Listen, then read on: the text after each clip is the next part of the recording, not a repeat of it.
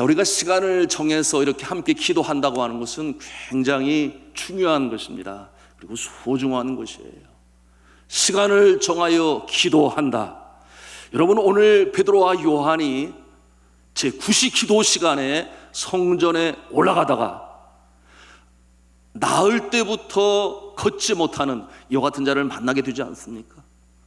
그리고 나사렛 예수의 이름으로 그를 일으켜 세우는 놀라운 역사를 일으키게 되는데, 그 역사를 체험하게 되는데, 그때가 언제였는가? 기도 시간이었다. 제9시 기도 시간에, 여러분이 정해진 기도 시간에 기도를 한다고 하는 것은, 성별된 시간 정하고 기도한다고 하는 것은 그만한 의미가 있습니다. 여러분, 사도행전 10장에 이방인에게 복음을 전하도록 베드로에게 하나님께서 환상을 보여주십니다. 그런데 10장 9절에 보니까, 10장 9절에 보니 제6시 기도 시간에 그렇게 말씀하고 있어요. 제6시 기도 시간에 베드로가 기도를 하는데 하늘로부터 보자기가 내려오는데, 거기 펼쳐진 곳에 보니 땅에 있는 각색 네 발 가진 짐승과 그리고 기는 것들과 공중에 나는 새들이 그 안에 있는데, 하나님께서 뭐라고 그러시는가 하면 먹으라, 잡아 먹으라, 그렇게 말씀하세요. 여러분, 이와 같은 의미는 이방인에게 이제 복음이 증거되어질 것인데, 불결한 자라고 생각하지 말고 예수 그리스도께서 십자가에 달려 돌아가신 것은 유대인들만을 위한 것이 아니라 이제 이방인들을 위해서도 온 인류를 위하여 돌아가신 것이니 저희들하고 나가서 복음을 전하라, 그들에게도 구원이 임할 것이다 하는 내용으로 환상을 보여주셨어요. 그런가 하면 로마인 109장 고넬료가 기도하는 중에 또 환상을 봅니다. 베드로의 환상과 서로 연관이 되지 않습니까? 그때 고넬료에게 환상 중에 천사가 뭐를 말합니까? 10장 4절에 그래요. 천사가 이르되 내 기도와 구제가 하나님 앞에 상달되어 기억하신 바가 되었으니, 그렇게 말씀하시면서 5절에 말씀하기를 내가 지금 사람들을 욥바에 보내어 베드로라고 하는 자를 초청하라, 그렇게 환상 중에 말씀하세요. 그래서 베드로가 오게 되고, 왜 그랬습니까? 양쪽으로 환상으로 보여주신 거예요. 그러니 베드로가 오게 되니 고넬료뿐만 아니라 온 가족 식솔들이, 친구들까지 구원을 받게 되는 놀라운 축복의 역사를 경험하게 됩니다. 그런데 이 고넬료가 언제 기도할 때라고 말씀하고 있어요. 그때의 환상으로 보여주시는데, 그 시간은 제9시 기도 시간에, 그 정한 기도 시간에 기도할 때 그와 같은 환상을 보게 됩니다. 10절과 3절, 10장 3절과 30절에 기록이 되었어요. 제9시 기도를 하는데 그렇게 명시하고 있습니다. 그래서 베드로가 오고 이와 같은 놀라운 역사가 나타나는데요. 사랑하는 성도 여러분, 우리가 시간을 정하여 함께 기도합니다. 새벽 5시 30분에 함께 모여서 기도해요. 새벽 기도 시간은 대부분이 개인적인 기도 시간인데, 저는 한 번도 말씀을 전한 다음에 합심하여 기도하는 시간을 놓친 적이 없어요.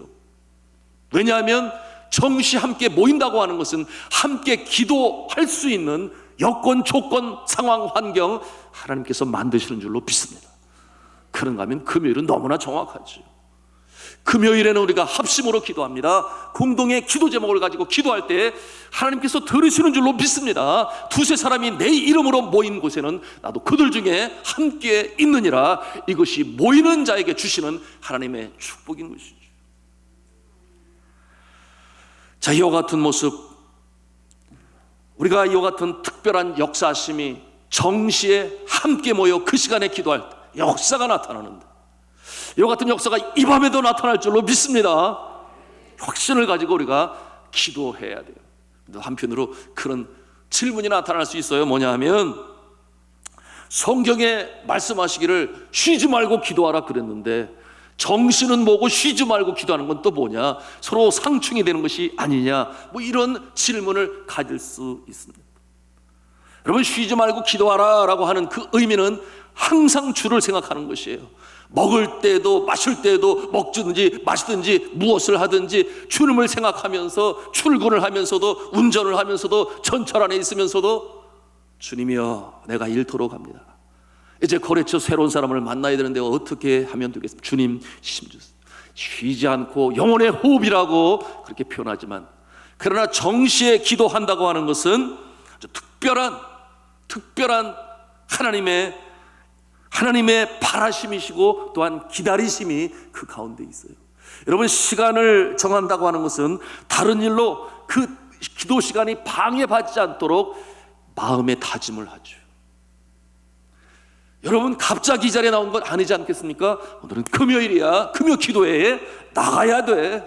그러니 직장일도 빨리 맞춰야 되고, 그런가 하면은 밥도 빨리 먹어야 하고, 보고 싶은 프로그램이 있어도 아니야 라고 하는 이 절제되어지고 준비된 마음으로 정시에 모이는 것입니다. 그 시간을 기억하고 지키는 거예요. 그러니 우리가 아무리 세상이 바쁘고 일들이 많아도 이 시간은 안 돼. 이 시간은 기도하는 시간이야. 하나님과 나와의 약속의 시간이야. 이런 마음을 가진 자가 정시에 나오는 줄로 저는 믿습니다. 그러니 그 마음을 벌써 하나님이 아시는 것 아니겠습니까? 굳은 교리가 있기 때문에 시간을 정하고 정한 시간을 지키자가 하는 것입니다. 그러니 더 진지한 자세로 기도를 합니다. 여러분, 그런데 두 번째 중요한 기도가 있어요. 그건 뭐냐면 함께 기도하기 때문에 그러합니다. 여러분, 합심으로 기도하죠. 금요 기도회는 더 말할 나위 없이 그렇게 하죠. 그러면 여선교회 기도회 각 선교회별로 진행되는 그 같은 모습도 있습니다. 여러분, 예수님 당시 유대인들은 하루에 3번 정한 시간에 기도를 했다 그랬어요. 그 시간이 제3시, 6시, 9시라고 그랬습니다. 여러분, 3시는 오늘날 우리나라 시간으로 하면 몇 시예요? 9시라고 그랬습니다. 왜냐하면 아침에 일어나는 시간이 1시가 되니 3시라고 말할 때 우리는 6시, 7시, 8시, 9시 해서 9시 정도가 된다 하면, 그런가 하면은 정오의 기도 시간, 그리고 오후 3시에 기도했습니다. 어디에 있어도 마찬가지예요. 그러니 이 시간은 기도하는 시간. 그런데 구약과 신약을 연결하는 일맥상통하고 있는 것이 있으니, 신약 시대에서도 예수님의 제자들, 예수를 따르는 제자들이 그 기도 시간을 놓치지 않았다 그 말이에요. 그러니 오늘 베드로와 요한이 제3시 기도 시간에, 9시라고 그랬나요? 9시 기도 시간에 성전에 올라가는 그 모습이 나타나고 있는 것인데, 여러분, 그 시간이 되면은 어디에 있든지 옷깃을 여미고 하나님께 기도합니다. 혼자 합니까? 각자 처소에서 혼자 할 수 있어요. 다니엘이 그렇게 했겠죠. 그러나 그 시간을 기억하는 이 땅에 하나님을 경외하는 자들이 그 시간에 기도하는 것입니다. 베드로와 요한이 그랬어요. 고넬료가 그랬어요. 다니엘이 그랬어요. 그러니 하나님 입장에서 바라볼 때는 나를 경외하는 자들이 이 시간에 한 마음으로 이렇게 기도하는구나 하는 것을 알 때 하나님의 역사가 나타나는 것입니다. 여러분, 이와 같은 모습 우리가 다니엘의 모습에서 보지요. 바벨론의 포로로 잡혀갔습니다. 그걸 그리워합니다. 돌아갈 날을 기다립니다. 시간을 정하여 고향 땅을 향하여 창문을 열고 기도를 드립니다. 다니엘서 6장 10절에 이렇게 말씀해요. 다니엘이 이 조서의 왕의 도장에 찍힌 것을 알고도 자기 집에 돌아가서는 윗방에 올라가 예루살렘을 향한 창문을 열고 전에 하던 대로 하루 3번씩 무릎을 꿇고 기도하며 그의 하나님께 감사하였더라. 할렐루야. 시간을 정하여, 이 시간은 하나님과 나와의 약속의 시간, 내가 기도할 때 주님께서 들으시는 시간. 나 혼자만 아니야. 나와 떨어져 있다 할지라도 여러분, 이 땅에 새벽 5시 또는 5시 30분 아니면 금요일 밤에 9시 이 시간 우리만 기도합니까? 그렇잖아요. 이 땅에 5만여 교회가 함께 기도하는 시간이니 마귀가 두려워 떨지 않겠습니까? 성령이 활발히 역사하는 시간 아니겠습니까? 하나님께서 기도를 들으시는 시간이요, 나라와 민족이 구원함을 받는 기도의 시간인 줄로 믿으시기를 바랍니다. 시간을 정하여 기도하는 건 너무나 중요하죠. 여전히 세상이 잠들어 있는 시간에 새벽에 일어난다고 하는 것은 결코 쉬운 일이 아니에요. 그러나 그것이 삶의 거룩한 습관이 된 자들은 그 시간만 되면 눈이 팍팍 떠져요. 물론 절제력이 없는 사람은 너무 힘들어요. 왜 그렇습니까? 늦게 자기 때문에 그렇죠. 일로 인해서 그럴 수 있습니다. 그러나 일도 없는데 빈둥빈둥 아직 시간이 11시밖에 안 됐네. 무슨 11시면 얼른 자야지.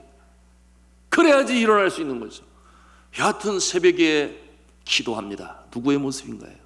예수 그리스도께서 신약교회에 들어와서 예수 그리스도께서 새벽 미명에 한적한 곳에 가서 하나님께 기도하시더니 이것이 새벽 기도에 이제 전통이 되고, 우리나라에는 불교에서 길선주 목사님 아니겠습니까? 네, 불교 신자였어요. 새벽이면 일어나서 기도하는 것이 새벽 기도, 예수님의 기도와 소위 컨텍츄얼라이제이션이라고 하는데 상황화가 되어 우리나라 한국교회 새벽 기도의 전통을 이루게 된 것입니다. 약속을 한 것처럼 모든 교회가 그 시간에 성도들이 기도해요. 놀라운 시간이에요. 그런가 하면은 금요일 밤에 기도해요. 여러분, 밤에 기도할 때 놀라운 역사가 나타나죠. 예수님께서도 밤이 맞도록 기도하셨습니다마는 여러분, 초대교회 왕성하게 일어나갈 때 어떤 역사가 있었습니까? 베드로가 잡혀 들어갔습니다. 그 전에는 야고보가 헤롯 왕에 의해서 목베어 죽임을 당했죠. 이제는 베드로다 그렇게 생각하여 감옥에 가두었을 때 그 당시 초대교회 성도들이 무슨 힘이 있었겠어요? 권력이 있습니까? 전쟁을 일으킬 수 있겠습니까? 그것은 예수님도 원하시는 바가 아니에요. 칼을 뽑은 베드로에게 칼을 도로 집어넣어라. 사랑으로 이루어질 하나님의 나라. 그러니 저들이 함께 모여 마가의 다락방에서 간절히 기도했어요. 언제까지 기도했습니까? 다음날 베드로가 잡혀 죽을 것을 알게 되니 잠을 잘 수가 없는 거예요. 그래서 밤새 기도하는데 새벽에 노크를 합니다. 누가 왔어요? 베드로가 풀려났어요. 그렇게 철통같이 지키고 있었는데 하나님께서 그 밤에 간절히 기도하는 성도의 기도를 들으시니 하나님께서 가만히 안 계시고 몸의 쇠사슬을 풀으시고 철통같이 지키는 그 지키는 자들의 눈이 못 보게 만드셔서 베드로가 피몽성몽간에 그곳에서 나오게 되었고 돌아오게 되는 역사를 볼 수 있습니다. 사랑하는 성도 여러분, 시간을 정하 이 밤에 우리가 기도할 때에 놀라운 기적의 역사가 나타날 줄로 믿습니다. 이것이 성경이 우리에게 보여주고 있는 말씀인 것이에요. 자, 그러면 이제 이 성전 입구에 앉아 있었던 나면서부터 걷지 못하게 된 자를 살펴보기를 원하는데, 여러분 2절에 보시면 나면서 못 걷게 된 이를 사람들이 묘니 그렇게 말하고 있어요. 여러분, 이 자의 나이가 얼마나 됐을 것 같습니까? 이 자의 나이가 4장 22절에 가보시면 알 수 있어요. 4장 22절 도대체 몇 년이나 그와 같은 불쌍한 모습으로 살았는가. 4장 22절 있습니다. 시작. 이 표적으로 병 나은 사람은 40여 세나 되었더라. 여러분, 하루 이틀도 아니고 이게 40년이라는 가장 인생의 생선으로 말하면 가운데 토막 황금기 아니겠어요? 그러나 40세 그때의 운명의 터닝 포인트, 전환점을 만나게 됐어. 예수 그리스도의 그 이름의 권능으로 일어나게 되니 할렐루야죠. 얼마나 기뻤겠습니까? 뛰기도 하고 걷기도 하고 하나님을 찬송하며 성전 안에 들어갔다. 그렇게 성경은 기록하고 있습니다. 40년 동안 어느 한날도 빠짐없이 누군가의 도움이 아니고서는 용신할 수 없는 그와 같은 불쌍한 존재. 그러니 구걸하고 또 구걸하고 살아가는 그와 같은 신세였습니다. 사랑하는 성도 여러분, 이 나면서부터 걷지 못한 자를 바라보면서 우리는 영적인 안목으로 이 인생을 볼 수 있어야 합니다. 하나님을 알지 못하는 자들, 그의 인생이 다를 바가 없다 그 말이에요. 모든 인간은 나면서부터 죄의 저주 아래 놓여 있습니다. 출생시부터 죽음에 이를 때까지 누군가의 도움이 없으면 하나님의 은혜의 자리에 나아갈 수가 없는 것이에요. 누군가의 도움, 물론 하나님의 은혜로 되어지지만 생명의 말씀으로 전파하는 그 생명의 말씀을 누군가를 통해서 들어야 해요. 그런가 하면 말씀을 통해서 깨달음이 있을 때 비로소 우리가 주님의 은혜의 자리에 나가는 것인데, 여러분이 못 걷는 자와 같이 모든 사람들은 이 땅에 살아가는 동안에 삶의 초점을 어디다 두는가? 사람의 눈은 보지도 않아요. 사람의 손을 바라보고 살아요. 무슨 말이에요? 거기에서 무엇이 올까? 사람의 손을 의지하고 내가 얻을 것이 무엇이 있을까? 의지하는 대상이 사람이다, 그 말이에요. 그러니 베드로와 요한을 바라보는 이 나면서부터 걷지 못한 자가 그저 손을 보면서 무엇을 받을 것이 있을까? 여러분, 네팔의 신두교 사원에 가면 즐비하게 계단마다 이렇게 앉아 있어요. 거기에는 이렇게 쌀 받은 것도 있고, 그리고 적은 액수의 돈이죠. 꼬깃꼬깃 구겨진 뿌자라고 해서 이게 빨간색 띠가를 거기는 이렇게 칠하는데 거기에 묻어 있는 그 돈들이 뭐 보잘것 없습니다. 사람 얼굴은 보지도 않고 그저 그렇게 구걸을 합니다. 성도 여러분, 많은 사람들이 오늘날 그렇게 살고 있습니다. 사람으로부터 모든 것이 이루어질 것이다. 나에게 성공을 줄 사람도 사람이요, 나에게 재물을 줄 사람도 사람이요. 사랑하는 성도 여러분, 인간의 생사화복이 하나님의 손에 달려있는 줄로 믿으시기를 바랍니다. 우리가 의지할 자는 하나님이신 줄로 믿으시기를 바랍니다. 예수의 이름의 권능에 우리의 삶에 놀라운 역사가 나타나는 줄로 믿으시기를 바랍니다. 그러니 베드로와 요한이 그러는 거예요. 내가 가진 것이 없다. 그러나 내게 있는 것으로 내게 주노니 나사렛 예수 그리스도의 이름으로 일어나 걸으라. 그렇게 믿음으로 선포하는 것입니다. 내게 은과 금은 없다. 그것을 기대하지 말아라. 이 기구한 인생을 살아가는 나면서부터 못 걷는 자에게 베드로가 이처럼 믿음의 선포를 하게 되었습니다. 여러분, 이 베드로와 요한이 이 사람을 구원시킨 것은 돈이 아니라는 사실을 보여주고 있습니다.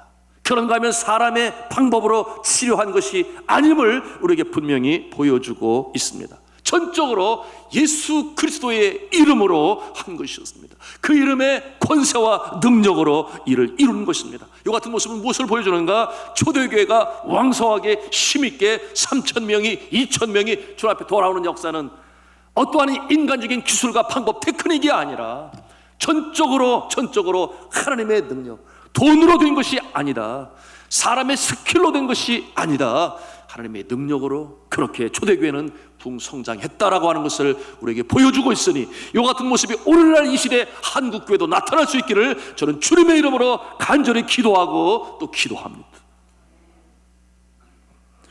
예수 그리스도의 이름이라고 그랬습니다. 여러분, 예수 그리스도의 이름, 거기에는 권세가 있고 속성이 담겨져 있는 예수 그리스도의 이름.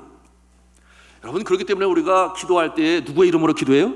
예수의 이름으로 기도해요. 예수의 이름에 권능이 있음을 믿기 때문에 우리가 예수의 이름으로 기도합니다. 우리가 아무리 열심히 기도한다 할지라도 우리가 그 이름으로 기도를 하지 않으면 성령님께서 그 기도를 하늘의 보좌에 올리지 않아요. 우리가 예수의 이름으로 기도하는 것은 예수님의 이름의 그 권능, 그 권능을 믿기 때문에 예수의 이름으로 기도하는 것입니다. 여러분, 우리가 기도할 때에 예수의 이름으로 기도합니다. 거기에는 우리의 마음과 정성이 마무리, 소위 방점을 찍는 것이다 생각을 하시고 예수의 이름으로 기도합니다. 그와 같은 간절한 이 소원과 믿음이 있기를 주님의 이름으로 부탁합니다. 예수의 이름으로 나는 일어서리라. 주가 주신 능력으로 나는 일어서리라.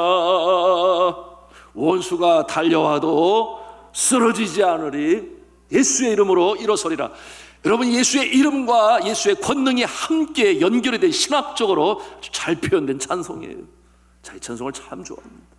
어려움이 임할 때 예수의 이름으로 찬송을 부르면 마음에 성령께서 다시금 충만케 하시니 걱정은 그저 먹장구름이 몰려왔다 사라지는 것처럼, 정오의 빛이 빛나는 것처럼 마음을 회복시켜 주시는데, 예수의 이름은 곧 권능을 상징하는 것입니다.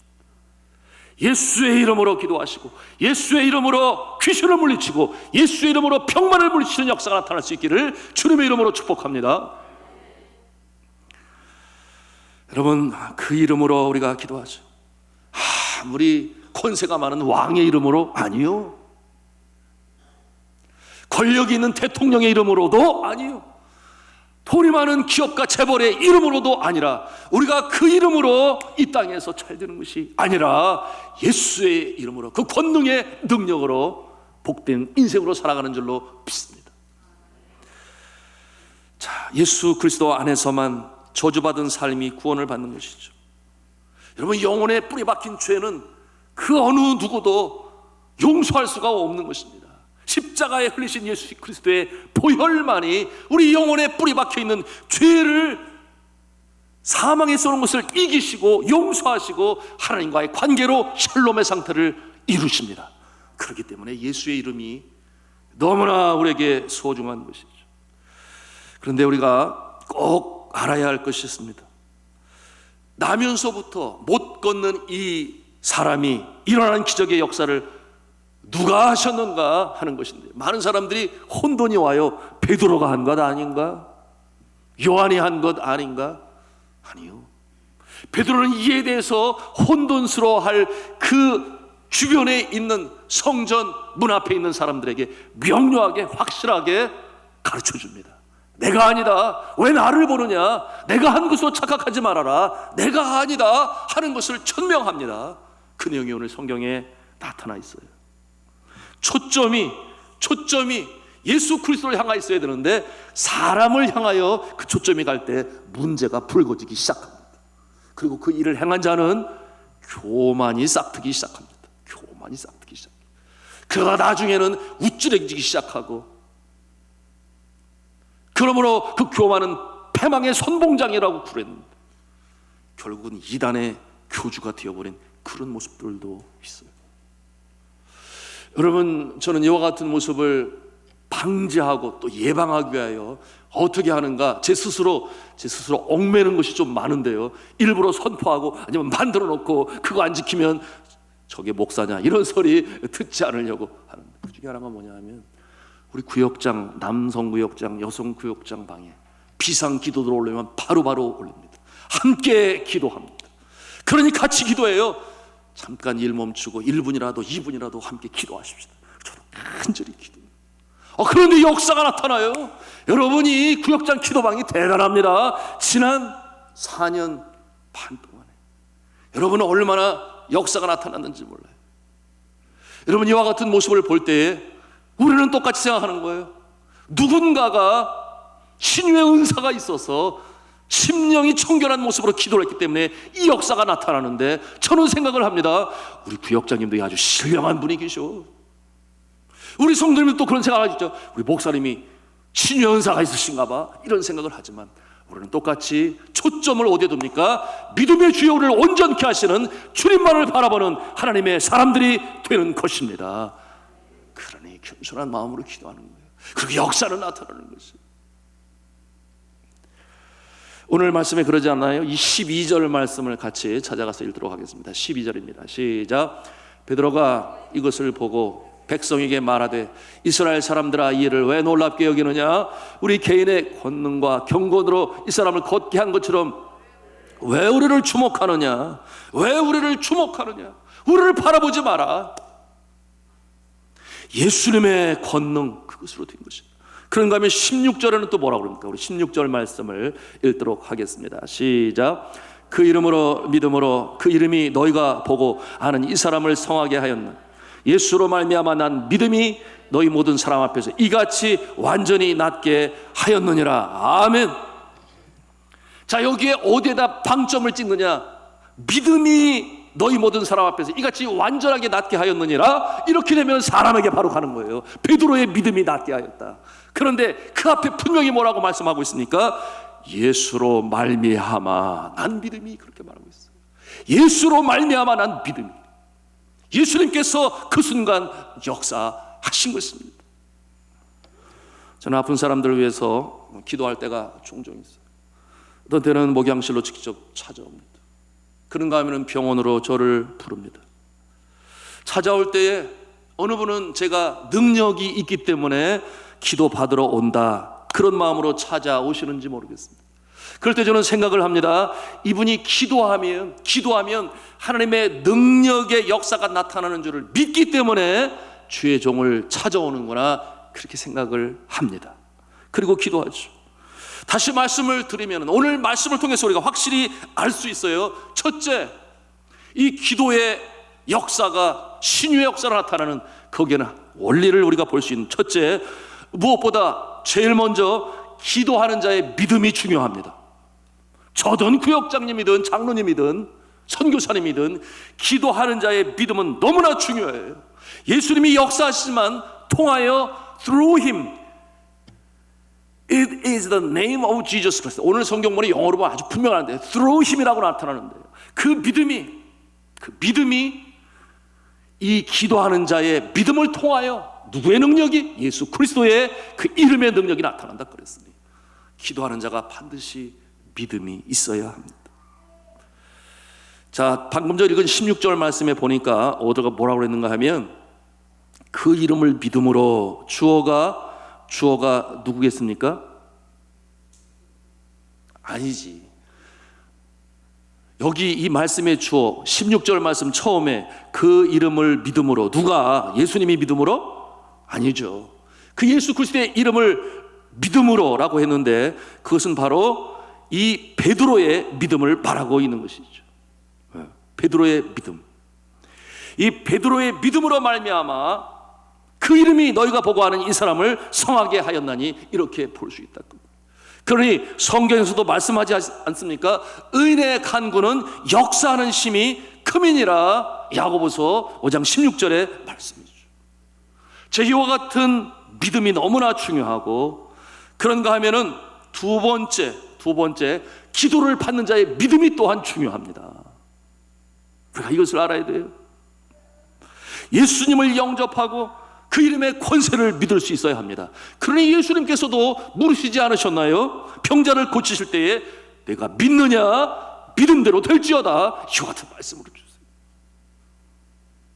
그러니 기도하는 자의 믿음, 그런가 하면은 기도를 받는 자의 믿음. 그러나 권세의 역사는 누구로부터 오는가? 예수님으로부터 온다.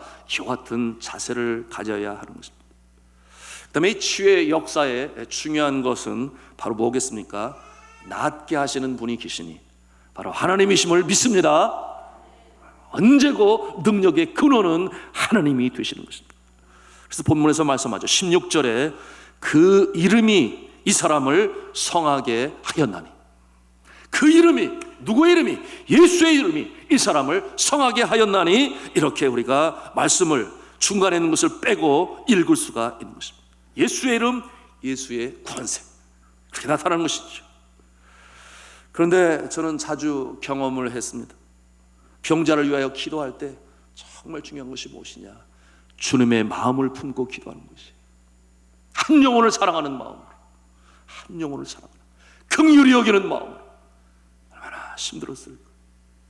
세상 광야의 삶에 지치고 상하고, 그리고 육신 가운데는 이처럼 질병으로 인하여 어려운 가운데 처해 있는 그 마음이 얼마나 힘들까. 이 최열의 마음, 긍휼히 여기는 마음이 있을 때에 하나님께서 그 긍휼의 마음을 보시고 병자를 일으키시는 역사를 여러 번 저는 경험할 수가 있었습니다. 기도할 때 이 마음을 가지시기를 바랍니다. 여러분, 우리나라 과거에 역사 속에 유명한 신유 사역자 중에 김익두 목사님이라고 계셔요. 김익두 목사님. 기록에 의하면 2만여 명의 난치병 환자를 치유하였다 그래서 대단하죠. 그런가 하면은 28개의 교회를 세웠고요. 그런가 하면은 200여 명의 신학생들을 공부시켜 주의 종으로 만들었습니다. 그러다가 6.25 사변 때 북으로 가셔서 공산당에 맞서 복음을 전하시다가 순교당하게 되셨습니다. 정말 불꽃 같은 인생으로 살아가신 분인데, 여러분, 이 김익두 목사님이 전도사 시절에 하나님께서 신유의 은사를 주심을 알게 되었어요. 그러다 길을 걷다가 보니까 한 거지가 앉아있는데 일어나지를 못해요. 걷지를 못해요. 그러니 딱 뭐가 떠올랐습니까? 오늘 이 베드로와 요한이 성전 미문에 앉아있는, 나면서부터 걷지 못하는, 은과 금은 없지만 내게 있는 것으로 내게 주느니 나사렛 예수의 이름으로 명하는, 일어나 걸어. 생각이 나니까 저가 이 거지 일어나지 못하는 자를 내가 기도함으로 고치리라, 이런 마음을 갖게 된 거예요. 그래서는 그 거지를 이렇게 안았다고 그랬습니다. 안고서는 한적한 곳에 가가지고서는 이제 기도를 하는 거예요. 오늘 베드로와 요한의 한 것처럼 내게 은과 금은 없거니와 이러면서 나사렛 예수의 이름으로 명하노니 일어나 걸으라 그러면서 선포를 하고 잡고서는 일으켜 세우는데 어떤 일이 벌어졌냐? 아이고 아파라 나 죽어 그러는 거예요. 아무런 일도 나타나지가 않은 거예요. 아무 일도 나타나지 않아요. 그거를 억지로 일어나 세우려고 그러니 얼마나 아프겠어요. 그리고 당연히 비명소리가 날 수밖에 없지 않겠습니까? 그때에 그의 마음에 왜 이런 일이 나타나지 않지? 내가 믿음이 없는 것일까? 은사를 걷어가신 것일까? 하나님 왜 그렇습니까? 그러는데 기도하는 가운데 하나님께서 성령으로 그 마음에 깨우침을 주시는데 내가 어떤 마음으로 기도했느냐, 그 음성이 들리는 그 마음에 느낌이 오는 것은 긍휼히 여기는 마음으로, 한 영혼을 사랑하는 마음으로 주님의 그 마음을 품고 기도를 했어야 되는데 기적이 일어나느냐 안 일어나느냐 그것만 생각하고 기도를 했으니, 그러니 역사가 나타나지 않았음을 철저히 깨닫고 회개하고 눈물로 회개하고 하나님 앞에 용서를 빌고, 그리고 나서 저가 마음에 이제는 그러지 않으리라 그러한 모습으로 가고 있는데 그 사람을 또다시 만나게 된 거예요. 그래서 그 앞에 다가가서 눈물을 흘리며 그 한 영혼 구원을 생각하며 간절히 기도할 때 그가 일어나게 되었습니다. 그것이 아주 유명한 사건이에요. 그렇다 하나님께서는 김익도 목사님을 사용하시는데 얼마나 신의 역사로 사용하시는지, 이 한국 삼천리 이 강산에 크게 쓰임받는 주의 종이 될 수 있었던 것입니다. 사랑하는 성도 여러분, 이제 말씀을 맺습니다. 우리가 어떠한 이 놀라운 주님의 이 신의 역사가 기도 시간에 합심으로 기도하니, 마음의 준비를 하고 기도하니 하나님께서 들으시고 역사로 나타나시죠. 그런가 하면은 베드로의 믿음, 기도를 받는 자의 믿음, 거기에 원천적인 이 치유의 근원은 어디에 있다? 바로 예수 이름의 권세에 있다. 하나님께서 행하는 것이다. 그러니 우리는 주님만을 바라보며 겸손할 수 있어야 하며, 한 영혼을 위하여 기도할 때 긍휼히 여기는 주님의 마음으로 기도할 때에 놀라운 역사를 체험하실 수 있기를 주님의 이름으로 축복합니다.